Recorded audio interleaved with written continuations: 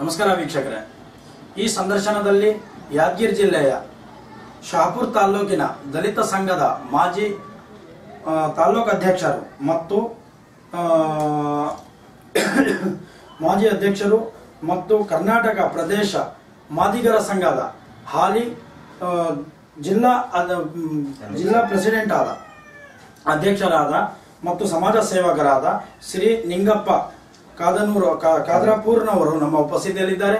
ಇವರಿಗೆ ನಮ್ಮ politicians India ಪರವಾಗಿ ಹಾರ್ದಿಕ ಸ್ವಾಗತ. ಸರ್, ತಾವು ಪೊಲಿಟಿಕಲ್ ಕ್ಯಾರಿಯರ್ ಮೊಟ್ಟ ಮೊದಲ ಬಾರಿಗೆ ನಾನೊಂದು ಪ್ರಶ್ನೆ ಕೇಳ್ತಾ ಇದ್ದೀನಿ. ಸಮಾಜ ಸೇವೆ ಮತ್ತೆ ಈ ಸೋಷಿಯಲ್ ವರ್ಕಲ್ಲಿ, ಸಮಾಜ ಸೇವೆಗಳಲ್ಲಿ ಮತ್ತೆ ಈ ರಾಜಕೀಯದಲ್ಲಿ ಯಾವಾಗ ಮತ್ತೆ ಹೇಗೆ ಪ್ರವೇಶವನ್ನು ಮಾಡಿದ್ದೀರಿ? ಸರ್, ನಾನು 2005ರಲ್ಲಿ ಸಂಘಟನೆ ಮಾಡ್ತಾ ಸಮಾಜ ಸೇವೆಯಲ್ಲಿ ನಾನು ಫಸ್ಟ್ ಮೊದಲ ಬಾರಿಗೆ ಬಂದೆ ಸರ್. ಆ ನಂತರ ಇಂಡಿಪೆಂಡೆಂಟ್ ಆಗಿ ನಾನು ಎಲೆಕ್ಷನ್ ನಿಂತರು ಕೌನ್ಸಿಲರ್ ಆಗಿ. ಅಂದರೆ ಮೊಟ್ಟ ಮೊದಲ ಬಾರಿಗೆ ತಾವು 2005ನೇ ಇಸ್ವಿಯಲ್ಲಿ ಸಮಾಜ ಸೇವೆಗಳಲ್ಲಿ ಮಾಡೋದು ಸ್ಟಾರ್ಟ್ ಮಾಡಿದ್ವಿ ಸರ್. ಆ ನಂತರ ಸಮಾಜ ಸೇವೆ ಮಾಡ್ತಾ ಡೆವಲಪ್ಮೆಂಟ್ ಮಾಡ್ಬೇಕಂತ ಮೇರೆಯಲ್ಲಿ ನಾನು ಕೌನ್ಸಿಲರ್ ಆಗಿ ನಮ್ಮದೇ ಆದ ಸರ್ಕಾರ ಅಂತ ಬರಬೇಕಂತ ಹೇಳಿ ನಾನು ಫಸ್ಟ್ನೇ ಬಾರಿಗೆ ಇಂಡಿಪೆಂಡೆಂಟ್ ಆಗಿ 2005ರಲ್ಲಿ ಚುನಾವಣೆ. ತಾವು ಮುಂಚೆ ಸಮಾಜ ಸೇವೆಗಳನ್ನು ಮಾಡ್ತಾ ಇದ್ರಿ, ಯಾವುದೋ ಉದ್ದೇಶ ಇರಲಿಲ್ಲ, ನೀವು ಒಂದು ಕೌನ್ಸಿಲರ್ ಒಂದು ರಾಜಕೀಯದಲ್ಲಿ ಬರಬೇಕಂತ ಏನು ಉದ್ದೇಶ ಇರಲಿಲ್ಲ ಸರ್. ಬಟ್ ನಿಮ್ಮ ಇದು ಅಭಿವೃದ್ಧಿಗಳ ಕೆಲಸಗಳನ್ನೆಲ್ಲ ತಾವು ಮಾಡೋಕ್ಕೋಸ್ಕರ ಅಂತ ಹೇಳಿ ಒಂದು ಗೌರ್ಮೆಂಟ್ ಸರ್ಕಾರ ನಿಮ್ಮ ಕೈಗೆ ಬರಬೇಕಂತ ಹೇಳಿ ನಾವು ಒಂದು ಕೌನ್ಸಿಲರ್ ಅಂದ್ರೆ ಒಂದು ಏರಿಯಾದ ಸರ್ಕಾರ. ಹೌದು, ಆವಾಗ ನೀವು ಮೊಟ್ಟ ಮೊದಲ ಬಾರಿಗೆ ರಾಜಕೀಯದಲ್ಲಿ. ಸರಿ, ಯಾವ ಇಸ್ವಿಯಲ್ಲಿ ತಾವು ಫಸ್ಟ್ ಸ್ಪರ್ಧಿಸಿದ್ರಿ? ಫಸ್ಟ್ ಸರ್ 2005ರಲ್ಲಿ ಸರ್. 2007 ಅಥವಾ 7ರಲ್ಲಿ ಒಂದು ಚುನಾವಣೆ ನಡೆದಿದೆ. 2007ರಲ್ಲಿ ಒಂದು ಚುನಾವಣೆ ನಡೆದಿದೆ. ಹೌದು, ಆವಾಗ ನೀವು ಮೊದಲ ಬಾರಿಗೆ ನಿಂತಿದ್ದೀರಿ ಸರ್. ಇಂಡಿಪೆಂಡೆಂಟ್ ಆಗಿ ನಿಂತಿದ್ದೀರಿ. ಏನ್ ಕಾರಣದಿಂದ ನಿಮಗೆ ಈ ಸೋಲು ಅನ್ನೋದನ್ನ ನೋಡ್ಬೇಕಾಯ್ತು? ಏನ್ ಕಾರಣ ಅಂದ್ರೆ ಸ್ವಲ್ಪ ನಮ್ಗೆ ಅವಾಗ ಅನುಭವ ಇರಲಿಲ್ಲ ಸರ್. ಅವಾಗ ಸ್ಟಾರ್ಟಿಂಗ್ ಆ ಕಾರಣಕ್ಕಾಗಿ ಜನ ನಮ್ಗೆ ಆಯ್ಕೆ ನಿಮಗೆ ನನ್ಗೆ ಆಯ್ಕೆ ಮಾಡಲಿಲ್ಲ ಸರ್. ಅಂದ್ರೆ ಜನ ಒಂದು ನಿಮ್ ಜೊತೆಗೆ ತೊಂದರೆ ಇದೆ ಅಂತ ಆಯ್ಕೆ ಮಾಡಲಿಲ್ಲ ಸರ್. ನಿಮ್ಮಲ್ಲೇ ಏನೋ ತೊಂದರೆ ಇದೆ ಅಂತ ಹೇಳಿ ನೀವೇ ಬಯಸುತ್ತೀರಿ. ಸರಿ, ಇನ್ನು 2013ನೇ ಚುನಾವಣೆಯಲ್ಲೂ ನಮಗೆ ವರದಿ ಪ್ರಕಾರ ನಿಮಗೆ ಒಂದ್ಸಲಿ ಚಾನ್ಸ್ ಸಿಕ್ಕಿದೆ. ಹೌದಲ್ಲ? ಅದರಲ್ಲೂ ನೀವು ಸ್ಪರ್ಧಿಸಿದ್ರಿ. ಸ್ಪರ್ಧಿಸರು ಸರ್, ಏನೋ ಕಾರಣಾಂತರವಾಗಿ ಸ್ವಲ್ಪ ಹೋಟೆಲಲ್ಲಿ ಬಿದ್ದಿದ್ದೇನೆ ಸರ್. ಅಂದ್ರೆ ಮುಂಚೆ ಬಹಳ ಕಡಿಮೆ ಹೋಟೆಲ್ ಬಿದ್ದಿದ್ದಾರೆ, ಈಗ ಜಾಸ್ತಿ ಹೋಟೆಲ್ ಬಿದ್ದಿದ್ದಾರೆ, ಈಗ ಕಡಿಮೆ ಹೋಟೆಲ್ ಬಿದ್ದೀನಿ ಅಷ್ಟೇ. ಅಂದ್ರೆ ಬಹಳ ಹತ್ರ ಬಂದಿದ್ದೀನಿ ಸರ್. ಇನ್ನು ಮುಂದೆ ನನಗೆ ಜನ ಆಯ್ಕೆ ಮಾಡ್ತಾರೆ ಅಂತ ನನಗೆ ಸಂಪೂರ್ಣ ನಂಬಿಕೆ ಇದೆ, ಗ್ಯಾರಂಟಿ ಇದೆ ಸರ್. ಜನ ನನ್ನಿಂದ ಇದ್ದಾರೆ, ನನಗೆ ಇದು ಮಾಡ್ತಾರಂತ ನಾನು. ಸರಿ, ತಾವು ಒಂದು ವಿದ್ಯಾಭ್ಯಾಸ, ನಿಮ್ಮ ಪರ್ಸನಲ್ ಒಂದು ವಿಷಯ ಕೇಳ್ತಾ ಇದ್ದೀನಿ. ನಿಮ್ಮಲ್ಲಿ ಬಹಳಷ್ಟು ವಿದ್ಯಾಭ್ಯಾಸ ಕಡಿಮೆ ಇದೆ. ತಾವು ಏನು ವಿದ್ಯಾಭ್ಯಾಸ ಅಲ್ಲಿ ಇದ್ದೀರಾ, ಏನ್ ಮಾಡಿದ್ದೀರಾ? ಸರ್, ನಾನು BA ಡಿಗ್ರಿ ಮುಗಿದ್ದೇನೆ ಸರ್. ಒಂದು BA ಡಿಗ್ರಿ ಆಗಿದೆ. ಅಂದ್ರೆ ಒಂದು ನಿಮ್ಮ ಇದರಲ್ಲಿ ಒಂದು SC ST ಯಾವುದೇ ಇರಲಿ, ಈ ಕ್ಯಾಟಗರೀಸ್ ಅಲ್ಲಿ ಬಹಳಷ್ಟು ಕಡಿಮೆ ಓದಿರೋರು. ಡಾಕ್ಟರ್ ಅಂಬೇಡ್ಕರ್ ಅವರ ಮಾತಿಗೆ ತಕ್ಕಂತ ಈಗಲೂ ಸ್ವಲ್ಪ ಡೆವಲಪ್ಮೆಂಟ್ ಇತ್ತೀಚೆಗೆ ಸ್ಟಾರ್ಟ್ ಆಗಿದೆ. ಅಂತ ಟೈಮಲ್ಲಿ ನಿಮಗೆ ಒಂದು ವಿದ್ಯಾಭ್ಯಾಸ ಕಲಿಬೇಕಾದ್ರೆ ಎಷ್ಟು ತೊಂದರೆಗಳನ್ನು ಮುಂದೆ ಬಂದಿತ್ತು ಸರ್? ಬಹಳ ನಮ್ಮ ವೀಕ್ಷಕರ ಮುಂದೆ ಹೇಳಕ್ಕಾಗತ್ತಾ ಸರ್? ಬಹಳ ಬಡತನ ಸರ್. ತಂದೆ ತಾಯಿ ಇದು ಮಾಡೋರು ಸರ್. ನಾ ಹಾಸ್ಟೆಲ್ ಇದ್ದಕ್ಕಂತ ಓದಿ ಬಂದಿದ್ದೀನಿ. ಅವಾಗ ನಿಮ್ ತಂದೆ ತಾಯಿಯವರು ಏನ್ ಕೆಲಸಗಳನ್ನು ಮಾಡ್ತಾರೆ ಸರ್? ಮೊದಲ ಅವರು ಕೂಲಿ ಮಾಡ್ತಿದ್ರು ಸರ್. ಮುನ್ಸಿಪಾಲಿಟಿಯಲ್ಲಿ ನಾಲೆ ತೆಗೆಯೋದು ಮಾಡ್ತಾರೆ. ನೀವು ಒಂದು ಶಾಲೆ ಹೋಗ್ತಾ ಆ ಟೈಮಿಗೆ ಶಾಲೆಗೆ ಹೋಗಕ್ಕೆ ಬಹಳ ಕಷ್ಟ ಆಯ್ತು. ಆಗಿನ ಕಾಲದಲ್ಲಿ ಆಗಿರ್ಲಿ, ಈಗಲೂ ಯೋಚನೆ ಮಾಡಿದ್ರೆ ಸರ್ಕಾರದಿಂದ ಸೌಲಭ್ಯ ಈಗ ಬಂದಿದೆ. ಮುಂಚೆ ಸರ್ ನಮ್ಮ ತಂದೆ ಓದಿಲ್ಲ ಅಂತ ಸರ್, ನನಗೆ ಓದಿಸ್ಯಾರ ಸರ್. ಓದಿಸ್ಯಾರ ನಿಮಗೂ ಒಂದು ಎಲ್ಲೋ ಓದ್ಬೇಕು ಅಂತ ಹೇಳ್ಬಿಟ್ಟು ಮುಂದೆ ಬರ್ಬೇಕು ಅಂತ ಹೇಳ್ಬಿಟ್ಟು ಆಸೆ ಇತ್ತು ಸರ್. ಆ ಕಾರಣಕ್ಕಾಗಿ ನಾವು ಡಿಗ್ರಿ ಅಂದ್ರೆ ಡಿಗ್ರಿವರೆಗೂ ಹೋಗ್ಬೇಕಾದ್ರೆ ಯಾವ ಕೆಲಸಗಳು, ಯಾವ ತೊಂದರೆಗಳನ್ನು ಆಗಿದೆ ಅಂತ ಹೇಳಿ ನಮ್ಮ ಅಂದ್ರೆ ಫಾರ್ ಎಕ್ಸಾಂಪಲ್ ಜನರಿಂದಾನೇ ಆಗಿರ್ಬೋದು, ಒಂದು ಶಾಲೆಗಳಲ್ಲಾಗಿರ್ಬೋದು, ಒಂದು ಕಾಲೇಜ್ಗಳಲ್ಲಾಗಿರ್ಬೋದು, ನಿಮ್ಮ ಸ್ನೇಹಿತರಿಂದ ಆಗಿರ್ಬೋದು, ಅಧ್ಯಾಯ ಅಂದ್ರೆ ಒಂದು ಅಧ್ಯಾಪಕ ಅಂತ ಹೇಳ್ತಾರಲ್ಲ, ಒಂದು ಟೀಚರ್ಸ್ ಇಂದ ಆಗಿರ್ಬೋದು, ನಿಮಗೆ ಯಾವ್ದಾದ್ರು ಈ ತರ ಒಂದು ತೊಂದರೆಗಳನ್ನು ನೋಡಿದ್ದೀರಾ? ಸರ್, ತೊಂದರೆ ಏನು ನೋಡಿಲ್ಲ ಸರ್. ನನಗಂತೂ ಆಲ್ಮೋಸ್ಟ್ ಎಲ್ಲರೂ ಒಟ್ಟಿಗೆ ಇದು ಮಾಡಿದ್ದಾರೆ ಸರ್. ಇದ್ದೀರಿ ಸರ್. ಆ ತರ ಮೊದಲಿನ ತರ ಈ ತರ ಈಗೇನು ಸದ್ಯಕ್ಕೆ ಈಗಲ್ಲ, ಮುಂಚೆ ಓದ್ಬೇಕಾದ್ರೆ ಬಹಳ ಕಷ್ಟ ಐತಲ್ಲ. ಅಷ್ಟೇ ಸರ್. ಯಾರು ನಿಮ್ ಜೊತೆ ಕುತ್ಕೊಳ್ತಾ ಇರ್ಲಿಲ್ಲ, ನಿಮ್ ಜೊತೆ ಊಟ ಮಾಡಕ್ಕೆ ಅಂತ ಹೇಳಿ ಹಿಂದೆ ತಿರುಗೋದು. ಅಂದ್ರೆ ಆಗಿನ ಕಾಲದಲ್ಲಿ ಬಹಳ ಇತ್ತು ಸರ್. ಆತರ ಏನಾದ್ರು ನಿಮಗೆ ಒಂದು ಇದು ಬಂದಿತ್ತ? ಅಷ್ಟೇನು ಬಂದಿಲ್ಲ ಸರ್ ನನಗೆ. ಆ ಥರ ಏನು ತೊಂದರೆ ಇಲ್ಲ ಸರ್, ಎಲ್ಲ ಸಹಾಯದಿಂದ. ಮತ್ತೆ ಡಿಗ್ರಿ ಮುಗಿದು ಎಷ್ಟು ವರ್ಷ ಆಗಿದೆ ಸರ್? ಒಂದು 5-6 ವರ್ಷ ಆಗಿದೆ ಸರ್. 5-6 ವರ್ಷ ಆಗಿದೆ. ಆವಾಗಿಂದ ಏನು ಮಾಡ್ತಾ ಬಂದ್ರಿ? ಮತ್ತೆ ಏನು ತಲೆ ಒಳಗೆ ಹೆಂಗೆ ಬಂತು ನಿಮಗೆ ಸಮಾಜ ಸೇವೆ ಮಾಡ್ಬೇಕು, ನಾನು ಮುಂದೆ ತರಬೇಕು ಅಂತ ಹೇಳ್ಬಿಟ್ಟು? ಮುಂದೆ ತರ್ಬೇಕಂತ ಸರ್ ನಾವು ಓದಿದ್ರೆ ಜನ ನಮ್ಮ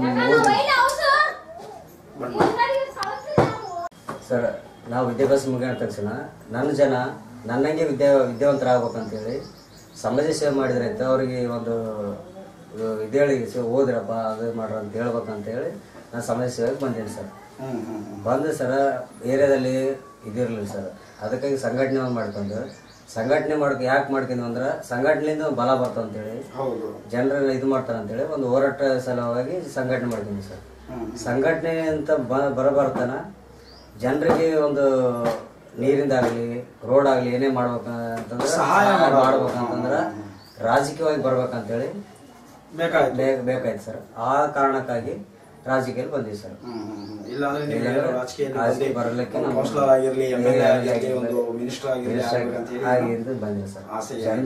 ಬಂದಿವಿ ಸರ್. ಒಳ್ಳೆ, ಯಾಕಂದ್ರೆ ನಿಮ್ ಬಗ್ಗೆ ನೀವು ಎಷ್ಟು ಸಂಕೋಚವಾಗಿ ಅಂದ್ರೆ ಏನು ಒಂದು ಯೋಚನೆ ಇಲ್ದಂಗೆ ನಮ್ಮ ವೀಕ್ಷಕರ ಮುಂದೆ ತಾವೆಲ್ಲ ವಿಚಾರಗಳನ್ನು ಮಾತಾಡ್ತಾ ಇದ್ದೀರಾ. ಇನ್ನು ಮುಂದೆ ನಾವು ಇದಕ್ಕೆ ಕಂಟಿನ್ಯೂ ಮಾಡೋಣ ಅಂತ ಹೇಳಿದ್ವಿ. ಸರಿ, ತಾವು 2013ನೇ ಇಸ್ವಿ ಮತ್ತು 2007ನೇ ಇಸ್ವಿ ಚುನಾವಣೆಯಲ್ಲಿ ಒಂದು ಆಯ್ಕೆಯಾಗಿ ಒಂದು ಏನೋ ಒಂದು ಅನಿವಾರ್ಯ ಕಾರಣದಿಂದ ಸೋತಿದ್ದೀರಾ. ಇನ್ನು ಮತ್ತೆ ಸ್ಪರ್ಧಿಸ್ತೀರಾ 2017ನೇ ಇಸ್ವಿಗೆ? ನಿಮಗೆ ಆಸೆ ಇದೆ ಸರ್. ಇನ್ ಕೇಸ್ 2013ಕ್ಕೆ ಆಗಿರ್ಬೋದು, 2007ನೇ ಇಸ್ವಿಯಲ್ಲೇ ಆಗಿರ್ಬೋದು, ನೀವು ಏನಾದರೂ ಒಂದು ಆಯ್ಕೆಯಾಗಿ ಬಂದಿದ್ದಿದ್ರೆ ಮತ್ತೆ 2017ನೇ ಇಸ್ವಿಯಲ್ಲಿ ಚುನಾವಣೆಯಲ್ಲಿ ನೀವು ಗೆದ್ದಿ ಮುಂದೆ ಬಂದ್ರೆ ತಾವು ನಿಮ್ಮ ಏರಿಯಾ ಜನರಿಗೆ, ತಮ್ಮ ಏರಿಯಾ ಜನರಿಗೆ ಮತ್ತೆ ಟೋಟಲ್ ಏರಿಯಾಕ್ಕೆ ಏನು ಅಭಿವೃದ್ಧಿ ಕಾರ್ಯಗಳನ್ನು ಮಾಡಬೇಕು ಅಂತ ಹೇಳ್ಬಿಟ್ಟು ಮನಸ್ಸೊಳಗೆ ಇಟ್ಕೊಂಡಿದ್ದೀರಾ ಸರ್? ನಾನು 17ನೇ ಇಸ್ವಿಯಲ್ಲಿ ಚುನಾವಣೆಯಲ್ಲಿ ಆಯ್ಕೆ ಆದ್ರೆ ಆರಿಸಿ ಬಂದ್ರೆ ಸರ್, ಫಸ್ಟ್ ನಾವು ಮಾಡೋದು ಹೆಣ್ಮಕ್ಳಿಗೆ ಶೌಚಾಲಯ ಮಾಡ್ಬೇಕಂತ ಸರ್. ಯಾಕಂದ್ರೆ ಈಗ ಆಲ್ರೆಡಿ ಬಯಲಲ್ಲಿ ಓದ್ತಿದ್ದಾರೆ ಸರ್, ದೊಡ್ಡ ಸಮಸ್ಯೆ ಇದೆ. ಫಸ್ಟ್ ನನ್ನ ಉದ್ದೇಶನ ಶೌಚಾಲಯ ಮಾಡ್ಬೇಕು. ಏನೋ ಅನಾಹುತಗಳನ್ನು ಆಗ್ಬೋದು ಬಯಲುಗಳಲ್ಲಿ, ರಾತ್ರಿ ಟೈಮ್ ಹೋಗ್ತಾರೆ ಸರ್, ಅಲ್ಲಿ ಏನೋ ಬರ್ಬೋದು, ಹಾವು ಬರ್ಬೋದು, ಏನೋ ಬರ್ಬೋದು ಸರ್, ವಿಷ ಜಂತುಗಳು ಬರ್ಬೋದು ಸರ್. ಅಲ್ಲಿ ಅನಾಹುತಗಳು ಆಗ್ತದೆ ಸರ್. ಫಸ್ಟ್ ಬಂದ ತಕ್ಷಣ ಫಸ್ಟ್ ಅದು ಮಾಡ್ಬೇಕಂತ ನಿಮ್ಮ ಜನರಿಗೆ ಮತ್ತೆ ಹೆಣ್ಮಕ್ಳಿಗೂ ಶೌಚಾಲಯ ವ್ಯವಸ್ಥೆ ಮಾಡ್ಬೇಕಂತ ತುಂಬಾ ಒಳ್ಳೆ. ಯಾಕಂತಂದ್ರೆ ಇವತ್ತಿಂದ ತುಂಬಾ ಅವಶ್ಯಕತೆ ಇದೆ.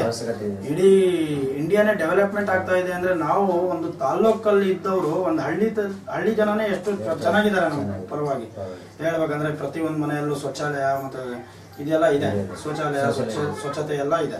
ಬಟ್ ನಾವು ಒಂದು ತಾಲ್ಲೂಕಲ್ಲಿ ಇದ್ರೂ ಕೂಡ ನಮ್ಮ ಜನ ಈಗಲೂ ಬಯಲಿಗೆ ಹೋಗ್ತಾ ಇದ್ದಾರೆ, ಒಂದು ಕಾಡಿಗೆ ಹೋಗ್ತಾ ಇದ್ದಾರೆ ಅಂದ್ರೆ ತುಂಬಾ ಹೆದರದಂತ ಮತ್ತೆ ವಿಚಾರ ಮಾಡದಂತಹ ವಿಷಯ.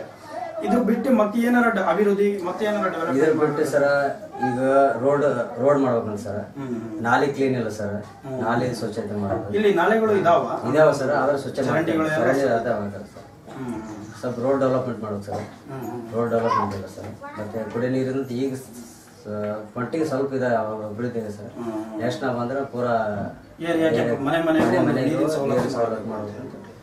ಆದ್ರೆ ಈಗಲೂ ಮನೆಗೆಲ್ಲ ನಲ್ಲಿ ನೀರಿಲ್ಲ ಸರ್. ಮುನ್ಸಿಪಾಲಿಟಿಯಿಂದ ಬರ್ತಾ ಇದೆ.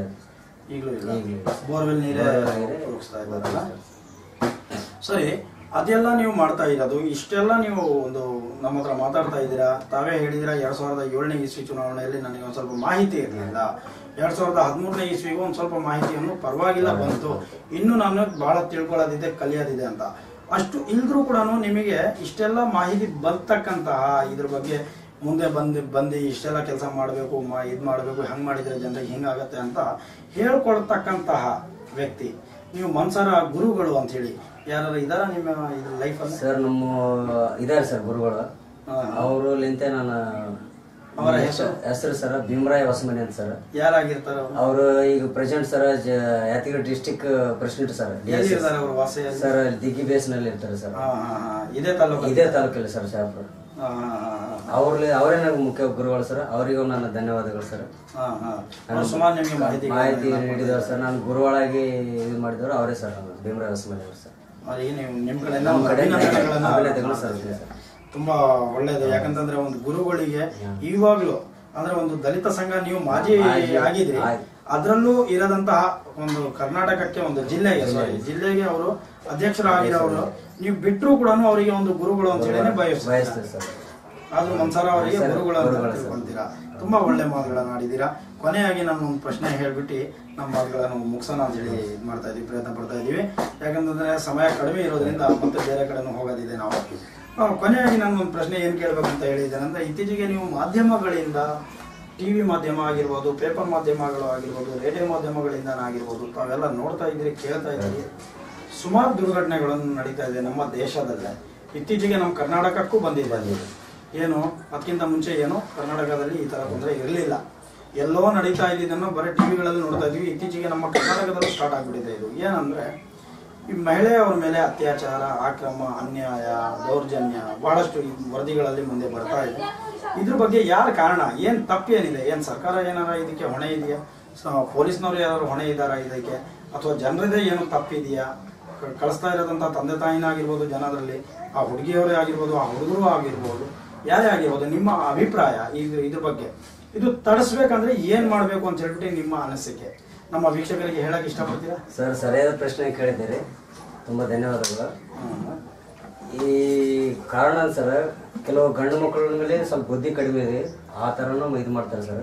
ಅವ್ರನ್ನ ನಮ್ಮ ಮನ್ಯಾಗ ತಂಗಿ ತಾಯಿ ತರ ನಾವು ತಿಳ್ಕೊಂಡ್ರೆ ಈ ಅನಾಹುತಗಳು ಆಗೋದನ್ನು ಅಂದ್ರೆ ಒಂದು ಅಕ್ಕ ತಂಗಿ ತರ ನಾವು ಬೇರೆ ತಿಳ್ಕೊಂಡ್ರೆ ಈ ಅನಾಹುತಗಳನ್ನು ಆಗಲ್ಲ ಸರ್. ಒಳ್ಳೆ ಮಾತಾಡ್ತಾ ಇದ್ದೀರಾ. ಇನ್ನೊಂದು ಹೆಣ್ಮಕ್ಳದನ್ನ ತಪ್ಪಾದ ಸರ್. ಏನ್ ತಪ್ಪಂತಂದ್ರ ಅವ್ರ ಹಾಕದ ಬಟ್ಟೆಗಳು ಸರ್, ಅವ್ರು ಎಲ್ಲಿಗೆ ಹೋಗ್ತಾರ, ಏನು ಹೋಗ್ತಾರ, ಅದ್ರ ಸ್ವಲ್ಪ ಗಮನ ಅವ್ರ ಕಡೆ ತಪ್ಪಾದ ಸರ್. ಅದು ಗಂಡು ಮಕ್ಕಳಲ್ಲಿ ತಪ್ಪಂತಿಲ್ಲ, ತಪ್ಪಿದೆ ಸರ್. ಯಾಕಂದ್ರೆ ನಮ್ಮ ಭಾರತ ದೇಶದಲ್ಲಿ ಯಾವ ತರ ಮೊದಲೇನು ಉಡುಗೆ ತೊಡುಗೆ ಹೊಡ್ತಿರ್ ಸರ್, ಆ ತರ ಉಟ್ರೆ ಏನು ಯಾರಿಗ ಪ್ರಾಬ್ಲಮ್ ಆಗ್ತದೆ. ಈಗಂತೂ ಮಾಧ್ಯಮಗಳು ಏನ್ ಹೇಳುತ್ತೆ ಅದ್ರ ಪ್ರಕಾರ ನಾವು ಬಿಟ್ಟಿಗೆ ಬೇರೆ ಸಂಸ್ಕೃತಿ ಪ್ರಕಾರ ನಾವು ಬರ್ತಾ ಇದೀವಿ. ಒಂದು ಅಮೆರಿಕ, ರಷ್ಯಾದಲ್ಲಿ ಬಟ್ಟೆಗಳು ಬಂದಿದೆ ಸರ್. ಜೀನ್ಸ್ ಪ್ಯಾಂಟ್ ಹಾಕೋದಾಗಿರ್ಲಿ, ಒಂದು ಟಿ ಶರ್ಟ್ ಹಾಕೋದಾಗಿರ್ಲಿ, ಶಾರ್ಟ್ ಅದು ಏನೇನೋ ಬಂದ ಸರ್. ಇತ್ತೀಚೆಗೆ ಫ್ಯಾಷನ್ ಮತ್ತೆ ಗಂಡು ಮಕ್ಕಳಿಗೆ ಫ್ಯಾಷನ್ ಹೆಸರಿಗೆ ಒಂದು ಅನಾಹುತಗಳು ಬಟ್ಟೆಗಳು ಬಂದಿದೆ ಸರ್. ಅದೊಂದು ಕಾರಣ ಸರ್. ಇನ್ನೊಂದು ಹೆಣ್ಮಕ್ಳ ತಂದೆ ತಾಯಿಗೆ ಇನ್ನೊಂದು ವಿಷಯ ಅವ್ರಿಗೆ ರಿಕ್ವೆಸ್ಟ್ ಮಾಡ್ಕೊಂಡ್ರೆ ಸಂದೇಶ ಏನ್ ಕೊಡ್ತಿದ್ದೇನಂದ್ರ, ಅವ್ರ ಹೆಣ್ಣು ಮಕ್ಕಳು ಎಲ್ಲಿ ಹೋಗ್ತಾರ, ಯಾವ ತರ ಬಟ್ಟೆ ಹಾಕ್ತಾರ, ಎಲ್ಲಿ ಯಾವ ಟೈಮಿಂಗ್ ಏನು ಬರ್ತಾ ಇದಾರೆ, ಎಲ್ಲಿ ಯಾವ ಫ್ರೆಂಡ್ಸ್ ಜೊತೆ ಇರ್ತಾರ, ಏನು ಸ್ವಲ್ಪ ಅವ್ರು ತಿಳ್ಕೊಂಡವ್ರು ಗಮನ ಇಟ್ಟರೆ ಅನಾಹುತಗಳನ್ನು ತಪ್ಪಿಸಬಹುದಂತ ನಾನು ತಂದೆ ತಾಯಿಗಳಿಗೆ ಮನವಿ ಮಾಡ್ತೀನಿ. ಇದಕ್ಕೆ ಸರ್ಕಾರ ಏನಾರ ತಪ್ಪು ಮತ್ತೆ ನಿಮಗೆ ಅಭಿಪ್ರಾಯ, ನಿಮ್ಮ ಅನಿಸಿಕೆ ಏನ್? ಸರ್ಕಾರದಿಂದ ಏನಾದ್ರು ಸೌಲಭ್ಯದಿಂದ ಕಡಿಮೆ ಆಗಿದೆಯಾ, ಅಥವಾ ಇದು ಪೊಲೀಸ್ ಪ್ರಶಾಸನ ಅಂತಾರೆ, ಇಲ್ಲ ಸರ್, ಪೊಲೀಸ್ ಒಂದು ಅಧಿಕಾರಿಗಳು ಅವ್ರ ಕಡೆ ಏನ್ ತಪ್ಪಿಲ್ಲ ಸರ್. ರಾಜಕೀಯ ಅಂತೂ ಬರ್ತಿರ್ತಾವ ಹೋಗ್ತಿರ್ತಾವ, ಅವ್ರದ್ದೇನು ತಪ್ಪಿಲ್ಲ ಸರ್. ಯಾವ ಪಾರ್ಟಿಯನ್ನ ಹಿಂಗ್ ಮಾಡ್ರಪ್ಪ ಅತ್ಯಾಚಾರ ಅಂತ ಮಾಡಕ್ ಹೇಳಲ್ಲ ಸರ್, ಯಾವುದೇ ಇರಲಿ ಸರ್. ಕಾಂಗ್ರೆಸ್ ಇರ್ಬೋದು, ಜೆಡಿಎಸ್ ಯಾವುದೂ ಇಲ್ಲ ಸರ್, ಯಾರು ಹೇಳಲ್ಲ ಸರ್. ನೀವು ಹೋಗಿ ಮಾಡ್ರಪ್ಪ ಹುಡುಗಿಯರ ಅತ್ಯಾಚಾರ, ಅದು ಅನಿವಾರ್ಯವಾಗಿ ನಾವು ಹೇಳ್ತಾ ಇರೋ ಪ್ರಕಾರ ಏನಿದೆ ಅಂತಂದ್ರೆ, ಯಾವುದೇ ಸರ್ಕಾರ ಬರಲಿ, ಒಂದು ಬಿಜೆಪಿ ಆಗಿರ್ಬೋದು, ಕಾಂಗ್ರೆಸ್ ಆಗಿರ್ಬೋದು, ಜೆಡಿಎಸ್ ಆಗಿರ್ಬೋದು, ಇನ್ನು ಈ ತರ ಯಾವುದೇ ಆಗಿರಲಿ, ಅವರು ಯಾರು ಹೇಳಲ್ಲ. ಪಕ್ಷದಲ್ಲಿ ಹೋಗಿ ಈ ತರ ಹಾಳು ಮಾಡ್ರಪ್ಪ ಅಂತ ಯಾರು ಹೇಳಲ್ಲ. ಒಳ್ಳೆ ಸುದ್ದಿಯನ್ನು ತಾವು ಮಾತಾಡಿದ್ದೀರಾ. ಪೊಲೀಸ್ನವರು ತಾವು ಹೇಳಿದ ಪ್ರಕಾರ ಒಂದು ಪೊಲೀಸ್ನವರು ಏನ್ ಮಾಡ್ತಾರೆ, ಅಪಘಾತ ಇದೆಲ್ಲ ಆದ್ಮೇಲೆ, ದುರ್ಘಟನೆಗಳು ಆದ್ಮೇಲೆ ಅವ್ರಿಗೆ ವಿಷಯ ಗೊತ್ತಾಗತ್ತೆ ಸ್ವಾಭಾವಿಕವಾಗಿ. ಯಾಕಂತಂದ್ರೆ ಅವ್ರೇನು ಬಂದು ಮುಂಚೆನೆ ಆಗಲ್ಲ ಸರ್. ನಮಗೆ ಮನುಷ್ಯರು ಸರ್, ನಮಗೆ ಗೊತ್ತಾಗಲ್ಲ ಸರ್. ಈಗ ನಮ್ಮ ಹಿಂದೆ ನಮಗೆ ಗೊತ್ತಾಗಲ್ಲ. ಆದ್ರೂ ಒಂದ್ ಸ್ವಲ್ಪ ರಾತ್ರಿ ಅವರು ಒಂದ್ ಸ್ವಲ್ಪ ಜಾಗೃತಿ ತಿರುಗಾಡಿ ಒಂದ್ ಸ್ವಲ್ಪ ಡ್ಯೂಟಿ ಮಾಡಿದ್ರೆ ನಮ್ಮ ಭಾರತ ಸರ್ಕಾರ ದೇಶನೇ ಒಂದ್ ಸ್ವಲ್ಪ ಮುಂದೆ ಬರುತ್ತೆ, ಈ ಅಪಘಾತಗಳನ್ನ. ತುಂಬಾ ಒಳ್ಳೆ ಮಾತನಾಡಿದ್ದೀರಾ. ಇನ್ನೇನು ನಿಮ್ ಬಗ್ಗೆ ಸುದ್ದಿಗಳನ್ನು ನಾವು ಕೇಳೋಣ, ವರದಿಗಳನ್ನು ನಾವು ಬರೆಯೋಣ ಅಂತಂದ್ರೆ ಸಮಯ ಕಡಿಮೆ ಇರೋದ್ರಿಂದ ನಾವು ಈ ಮಾತುಗಳನ್ನು ಇಲ್ಲಿಗೆ ನಿಲ್ಲಿಸಿ, ಮತ್ತೆ ಇನ್ನಷ್ಟು ನೀವು ಮಾಹಿತಿಗಳನ್ನು ಕೊಡೋದಾದ್ರು ನಮ್ಗೆ ಲಾಗಿನ್ ಮಾಡಿ www.politiciansindia.com ಮುಖಾಂತರ ತಮ್ಮ ಏನ್ ಅನಿಸಿಕೆ, ಏನ್ ವಿಷಯಗಳನ್ನು ಇದ್ರು ಕೂಡ ನಮ್ಮ ಮೇಲ್ ಮುಖಾಂತರ ನಮಗೆ ಕಳಿಸ್ಕೊಡ್ಬೋದು. ಇನ್ನಷ್ಟು ಏನೇ ವರದಿಗಳು, ಏನೇ ಒಂದು ವಿಷನ್ಗಳು ನೀವು ಇಟ್ಕೊಂಡಿದ್ರು ಕೂಡ ನಮಗೆ ಮೇಲ್ ಮುಖಾಂತರ ಕಳಿಸ್ಕೊಡಿ. ನಾವು ವೀಕ್ಷಕರ ಮುಂದೆ ಇಡ್ತಾನೆ ಇರ್ತೀವಿ, ವೀಕ್ಷಕರ ಮುಂದೆ ಎಲ್ಲ ಕಳಿಸ್ತಾ ಇರ್ತೀವಿ. ಯಾಕಂದ್ರೆ ಅವ್ರ ಆಯ್ಕೆ ನಿಮಗೆ ಮಾಡೋರು ನಾವಲ್ಲ. ನಿಮ್ಮ ಅನಿಸಿಕೆ ಏನಿದೆ ಅಂತ ಹೇಳಿ ಅವ್ರಿಗೆ ಗೊತ್ತಾಗಬೇಕು. ಅದ್ರ ಪ್ರಕಾರ ತಾವು ನಮಗೆ ಮೇಲ್ ಮುಖಾಂತರ ನಿಮ್ಮ ವರದಿಗಳನ್ನು ಕಳಿಸ್ತಾ ಇರಿ. ನಮ್ಮ ವೀಕ್ಷಕರ ಪರವಾಗಿ ಮತ್ತೆ ನಮ್ಮ ಪೊಲಿಟಿಷಿಯನ್ಸ್ ಇಂಡಿಯಾ ಪರವಾಗಿ ನಿಮಗೆ ಅಭಿನಂದನೆಗಳನ್ನು ಅರ್ಪಿಸುತ್ತೇವೆ. ವೀಕ್ಷಕರೇ, ತಾವು ಕೇಳಿದ್ದೀರಾ, ಯಾದಗಿರಿ ಜಿಲ್ಲೆಯ ಶಹಾಪುರ ತಾಲೂಕಲ್ಲಿ ವಾಸವಾದಂತಹ 17 ನಂಬರ್ ವಾಸಿಯಲ್ಲಿ ವಾರ್ಡ್ ನಂಬರ್ 17 ವಾಸವಾದಂತಹ ಸಮಾಜ ಸೇವಕರಾದ ಶ್ರೀ ನಿಂಗಪ್ಪನವರ ಮಾತುಗಳನ್ನು ತಾವು ಕೇಳಿದಿರಿ. ಇನ್ನಷ್ಟು ಮಾಹಿತಿಗಳನ್ನು ತಾವು ಪಡೆಯಲು ಲಾಗ್ ಆನ್ ಮಾಡಿ www.politiciansinIndia.com. ಜೈ ಹಿಂದ್, ಜೈ ಕರ್ನಾಟಕ.